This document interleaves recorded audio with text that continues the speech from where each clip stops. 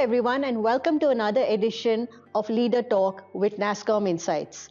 I'm Ketaki Karnik, Head of Research and Insights at Nasscom, and I'll be your host for today. Over the last decade, Global Capability Centers, GCCs, have undergone a fundamental shift. What started as cost arbitrage centers have now evolved into growth engines, engines of innovation, transformation, and strategic value for global organizations. In today's episode, we'll decode what this means for the GCC service provider partnership and what next generation partnerships will look like. To help decode this evolution, I'm delighted to be joined by Kiran Cherukuri, Executive Vice President and Global GCC Practice Head at HCLTech.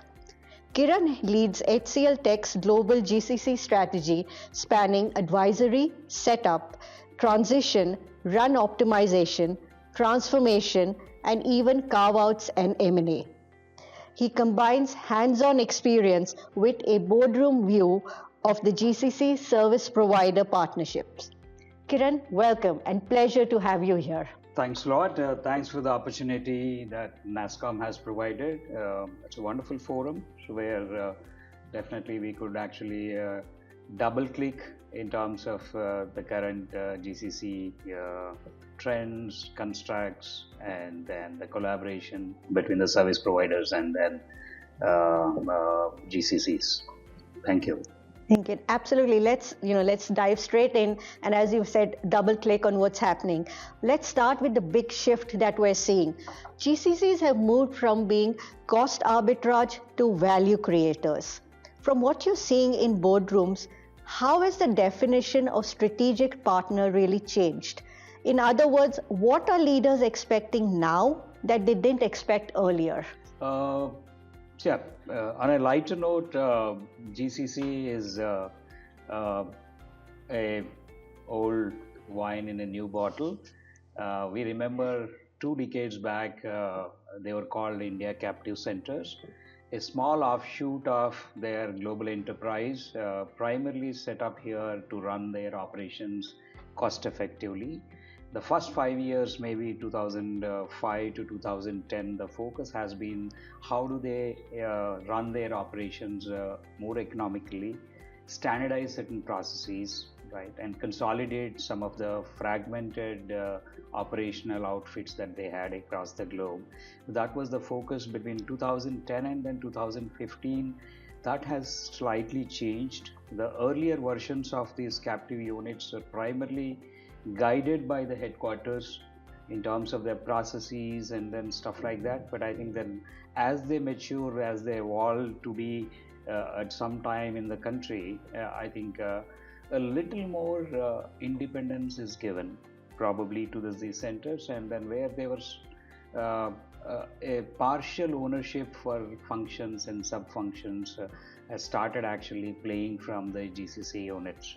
That's a period between 2010 and then 2015.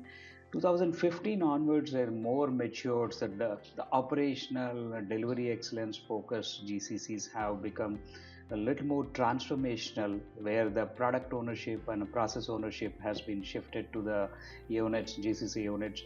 Not necessary in India, but it could be in some of the nearshore centers, whether Latin America, Eastern Europe, and some of the Asia locations. So that's and then 2015 onwards, it has taken a leap, and more transformational initiatives which have come as the technology keeps changing at a rapid phase with the advent of analytics and then data and AI, Gen AI, agentic AI today. A lot of transformation is taking place, and then some of these GCCs are viewed as next value generation centers apart from the operational centers. So when you're looking at the boardroom, the way initial phases, right, and the majority of these GCCs have been evolved in terms of the cost savings and operational excellence, standardization, right, and the consolidation of their operations, and then the ubiquitous of delivery and then customer experience those days. But now they are also viewed as the transformational hubs, and then pilotable new initiatives, and then the depth of digital transformation, and then there are more dimensions, how many IPs that they have created, how many new launches that they have done, how much revenue is contributed through the activity that is happening from the GCC for the larger enterprise. So there is a multi-dimensional scorecards that have been used by the headquarters in terms of measuring the effectiveness of the GCCs. Let's deep dive a little bit on that. Earlier service providers were used primarily for execution. Nowadays, GCCs are asking for support across the life cycle. So, from advisory to setup, from business as usual operations to transformation mandates. Why has this end-to-end continuity become crucial for GCCs, especially those who are looking to scale up quickly? So, India, especially the service provider market, and so we earlier, the enterprises were looking for somebody to deliver it in the technology landscape, deliver it faster, cheaper, and then effectively. So that was the need of the hour at that point of time. Service providers have configured all their competencies around it, right? As the transformation taken shape from a captive centers to global engineering centers to global technology centers to now the global capability centers. So the needs of these GCCs and then enterprises have also have gone up. So today, any enterprise which is setting up in the country, they're looking, especially G2000 is looking for a single stop shop who could also advise them, build their workspace, infrastructure, IT infrastructure, DR, BCP. Apart from what the service providers used to do earlier was transitioning the operations, running the operations, optimizing those, and then identifying transformational levers to be able to actually transform them. So that was the 2-3 buckets: setup and then transition, transform. I think all the 3 buckets that which we are able to anchor. Service providers also have been able to actually acquire capabilities to advise them. It could be location consultancy, or it could be business case driven target operating model, what form and shape, and then which are the service lines that can move in, which can be insourced, which can be outsourced, right?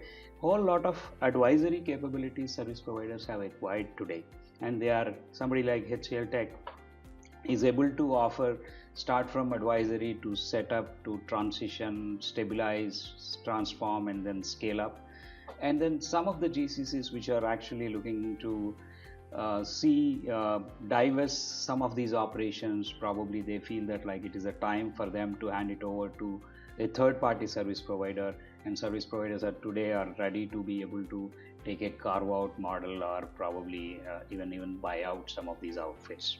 See, let's move from strategy to execution. Talk about what success really looks like.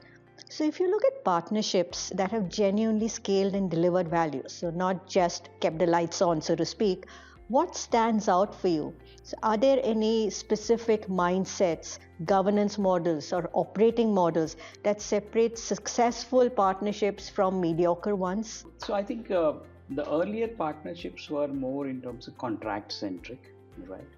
And there is a specific statement of work which gets defined, and then more or less service providers try to deliver to the signed SLAs, service level agreements, or OLAs, or whatever milestone based. But now the model has shifted to something more of a co-creation, right? Starting from the visualization onwards. Outcome centric, so more of a outcome based models, and then objective centric SLAs, and then objectives which have been set up in the design phase itself.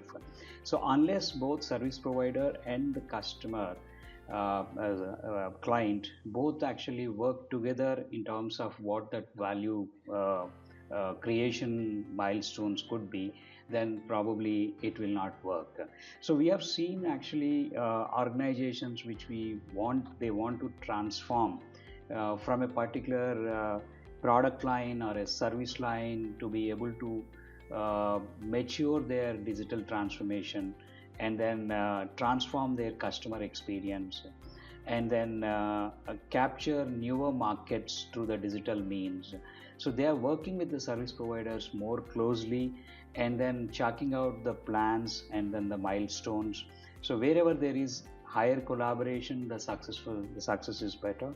And apart from that, like a lot of ecosystem tapping is there. So today they are looking for academic collaborations, they are looking for research collaborations, and HCLTech kind of service providers are laying platforms to be able to bring GCCs with some of the premier institutions for a co-creation or co-innovation kind of an ecosystem.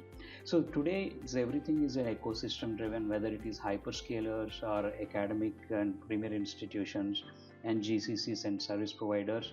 So I think the collaboration is a lot more prominent in today as compared to what it used to happen earlier. So from today, let's move on maybe a year or so hence. If you look into the future, how do you see the service provider GCC partnership evolve, especially given that we are now looking at an AI native era? And if you can share some of the bold steps that HCLTech is taking today to stay ahead of the curve. Absolutely. So I think every conversation is today is AI led. Okay, whether some may call it as AI first or AI native or AI led or AI embedded, right? I think all roads are leading to leveraging AI the best way it can fit into the organization to be able to transform. So the solutions are definitely AI native solutions, and lot more productization that is happening, a lot more platformization which is happening, right? And you also would have heard about services as a software, right? So which is more in terms of what you used to deliver as a service is actually brought in the form of a platform or a product, so that the minimum level of customization is going to be. So majority of the conversations are around platforms, AI native, and then productization. And apart from that, commercial structures and then models also transform to be more of an outcome led models and then objective led models, rather than doing it cost effectively or something economically. So I think here it is more of innovation driven. How do we actually enable our client to be competitive in their markets? How do we help them transform their product line? How do we help them transform their next generation service line? I think these are the conversations which are going to happen, and it is going to be more and more such collaborative co-creation world that which you would see going forward. Having said that, our goal is to be the world's best AI solutions provider. Okay, as you know us as a services provider, but services has got certain limitations. Okay, solutions is the best fit solution for the stage and then the context of the customer is something that which HCL strives to bring up. So as part of the journey, so as I said that on the SDLC phase, we already brought in AI Factory. We continue to invest. It has moved from a pilot and use case scenario to serious revenue generation. I think we are the first one to talk about the quarterly revenues in the last 2 quarters, that AI led revenues. Okay, and AI Foundry is another area. And apart from that, we are also working and then heavily investing on industry centric AI solutions. So we call it as AIAS, okay, Industry AI Solutions, okay, and that's another area that which we're talking about. And apart from that, physical AI and then robotics is another area. We have recently announced a lab in California. We see an opportunity that a lot of the blue collar work which is happening across the globe would get over a period of time completely automated, and then machines are going to do that work, and physical AI is one of the potential areas that which we would also intend to tap into. So starting from the AI factory, AI foundry, AI engineering, physical AI and robotics, and all of these areas HCL is investing, and then we wanted to tap into this market very effectively. Kiran, thank you very much. Some really thoughtful perspectives there, and thank you for sharing the HCLTech strategies as well. I think what really came through clearly is that the GCC service provider partnerships are no longer about efficiency, or they're no longer transactional. We're really looking at a new world where the partnership is about shared accountability, life cycle ownership, and co-creating business outcomes. So thanks again, Kiran, for being part of the first podcast of 2026. Pleasure to have you here. And conversations like these are really crucial for ensuring that India's GCC ecosystem is future-proofed. To our viewers, thank you for being part of this conversation. We hope you found this to be a stimulating discussion. Don't forget to follow the Nasscom Insights channels on LinkedIn, X, and YouTube for more such leader conversations, research-backed insights, and deep dives into how technology and business models are evolving. We'll be back soon, but till then, from all of us here, goodbye from Nasscom Insights.